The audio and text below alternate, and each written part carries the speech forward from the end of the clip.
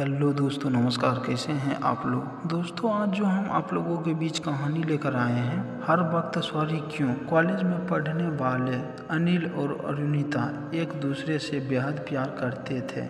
एक दिन अरुणिता अपने कॉलेज से हाफ डे में ही निकल गए। कॉलेज से बाहर आने के बाद उसने अपने बॉयफ्रेंड अनिल को कॉल किया और कहा कि वो गेट पर आकर उसे बाइक से उसके घर छोड़ दे। अनिल ने अरुणिता से कहा, ओके, मैं 5 मिनट में आता हूँ। अरुणिता पिछले 25 मिनट से कॉलेज के गेट पर खड़ा रहा, लेकिन अनिल नहीं आया। गुस्से से लाल अरुणिता ने देखा कि पूरे 30 मिनट बाद अनिल बाइक लेकर उसके पास आया है। अरुणिता, अब क्यों आए हो, चले जाओ यहाँ से, मैं खुद चला जाऊंगा। अनिल, अच्छा चलो भी, अब आई एम सॉरी। अनिल ने सॉरी बोला तो अरुणिता बस थोड़ा मुस्कुराते हुए उसकी बाइक में बैठ गई। लेकिन अरुणिता अब नोटिस करने लगी थी कि अनिल अक्सर उससे किसी भी गलती को लेकर बस सॉरी बोल देती है, उससे आगे ज्यादा कुछ नहीं बोलता। अरुणिता ने ये भी नोटिस किया कि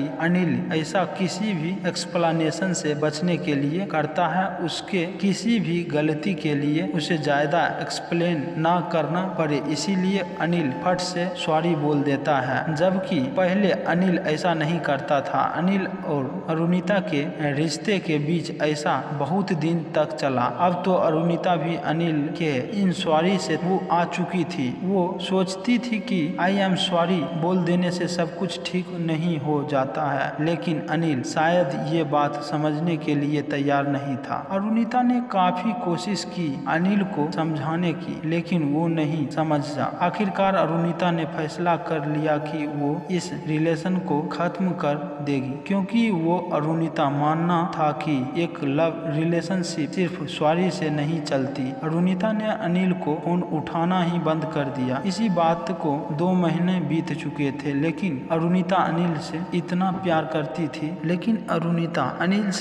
प्यार करती थी कि वो उसे भुला नहीं पाई। फिर एक दिन अरुणिता अनिल से मिलने उसके कॉलेज के बाहर गई, जहां उसे मालूम हुआ कि अनिल 1 महीने से स्कूल नहीं आ रहा है। अरुणिता घबरा गई। उसने अनिल को कॉल किया तो उसका नंबर भी बंद आया। घबराई हुई अरुणिता अनिल के बेस्ट फ्रेंड के पास गई। वहां से मालूम पड़ा कि अनिल पिछले 1 महीने से हॉस्पिटल में है। अरुणिता भागती हुई हॉस्पिटल पहुंचती है, जहां उसने देखा कि अनिल बेड पर लेटा हुआ है और बड़ी मुश्किल से वो कुछ बोल पा रहा है। उसे देखकर अरुणिता रोने लगी। अरुणिता को देख अनिल के आंखों से भी आंसू आ गया। फिर बड़ी मुश्किल से अनिल ने अरुणिता को कहा, आई एम सॉरी, और फिर आंखों बंद कर ली। उसके बाद अनिल ने कभी आंखें नहीं खोली। कुछ दिन बाद अनिल की मम्मी उसके कुछ लेटर लिए अरुणिता के घर आई। लेटर में लिखा था, माई डियर अरुणिता, बार बार तुम्हें सॉरी बोलना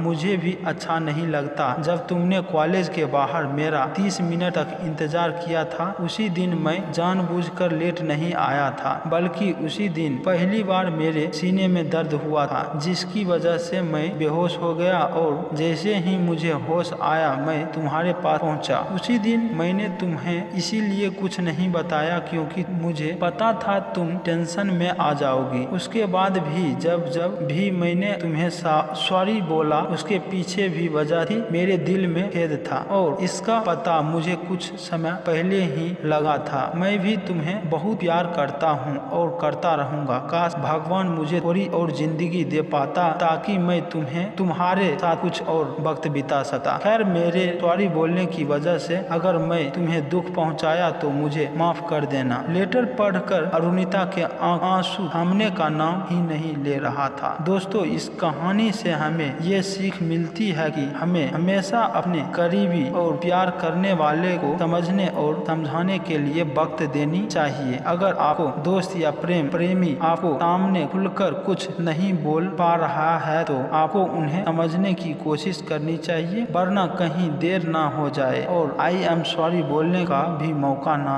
मिले। दोस्तों, ये कहानी कैसी लगी? कहानी अच्छी लगी तो चैनल को सब्सक्राइब, लाइक, कमेंट, शेयर करना ना भूले। दोस्तों, मिलते हैं नेक्स्ट वीडियो में नेक्स्ट कहानी के।